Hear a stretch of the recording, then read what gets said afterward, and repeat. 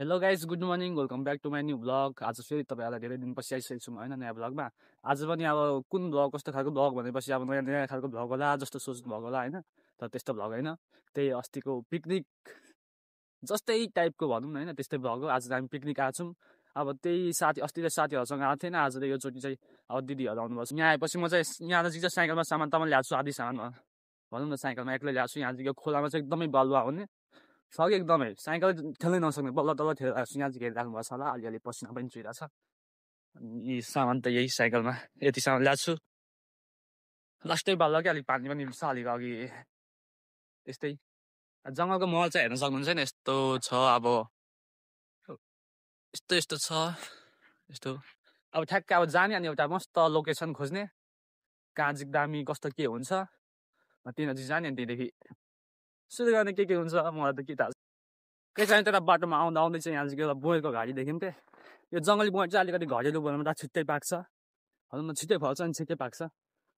अनि यहाँ चाहिँ पाकेको छ भनेको पाकेको त छैन, तर कुनै कुनै पाकेको छ। पाक्न लागेको छ, यहाँ हेर्न सक्नुहुन्छ होइन कति धेरै फलेछ। यो अलिकति नजिक भएको कारणले अलिकति योभन्दा अलिकति उता अलिक अझै 1 किलोमिटर जति टाढा गयो भने यो जङ्गलभित्र त्यहाँ चाहिँ पाकिसकेको होला सायद।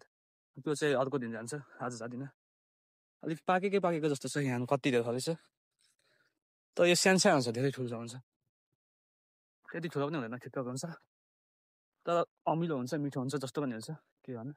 ए उहाँ रहेछ एउटा पाकेको, यहाँ पनि रहेछ, यहाँ सक्नुहुन्छ एउटा पाकेको। ए सुकेको हुनु कि पाकेको न, सुकेको हुनु मेरो मिठो छ यार। म त आउँछु यार 1-2 दिनमा। अब आपको आगे बताओ बुआ की बेला 2-3 दिन बस्यो कतै छ बग कहाँले खान्छ हौ गाइस फाइनली यहाँ चाहिँ ओइ अत्तै पाकी खाँदैन नि चाहिँ हेर्नु सक्नु सक्छ। यिनीहरू जाइसकेको छ, अझै आधी मान्छे अझै आउनु बाँकी नै छ।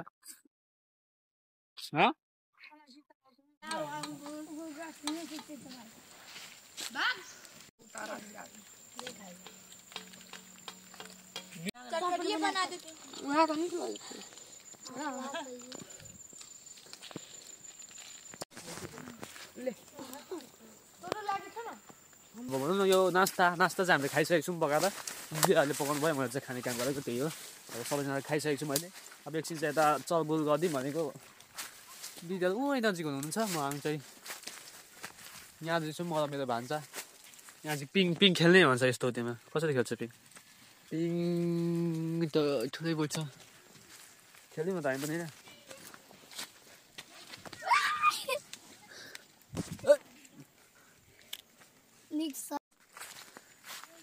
साथीहरू हेर्न सक्नुहुन्छ नि, हाम्रो दिदीहरू चाहिँ त्यहाँ चाहिँ पछाडि एकदम मस्त फोटो खिचिराख्नु भएको छ। अब यहाँ चाहिँ एकछिन यो सबै कामसाम क्लियर हानेर खानासाना पकाएर एकछिन उता घुम्न जाऊँ, उता फोटो खिच्नुपर्छ भन्छौँ।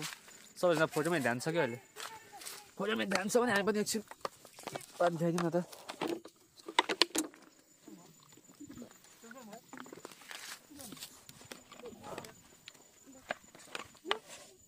उता चाहिँ भेनाजु र दिदी चाहिँ फोटो खिचिराख्नु भएको छ, सबैको भिडियो बनाइदिनु भएको छ। म पनि यहाँ सबैको भिडियो बनाइरहेको छु, आफ्नो पनि बनाइरहेको छु। भिडियो बनाइन्छ ब्लग नआएको त छिट्टै भएछ मगर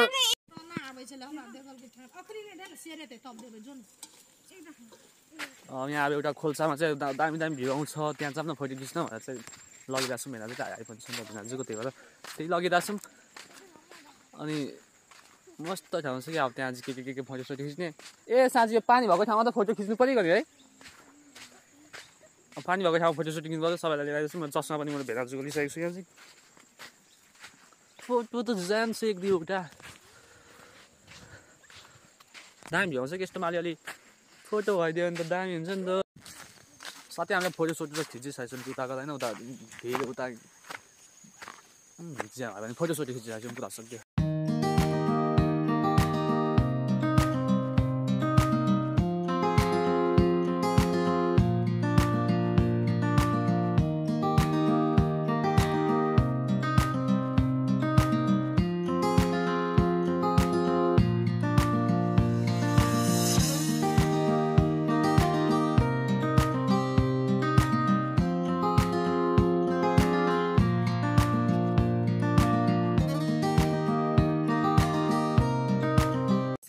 गाइस फिलहाल त हामी यहाँ चाहिँ खानाको लागि चाहिँ रेडी भइसकेको छौँ होइन अब यहाँ हाम्रो बिरयानी सिनेरी बिरयानी अलिक कस्तो दुःख लागेर बोल्नु पनि सकेको छैन मजाले त्यसमा त्यो अमिलो अमिलो अचार अचार राखेको छ यहाँ चाहिँ ल मस्त बिरयानी आइसकेको छ यहाँ चाहिँ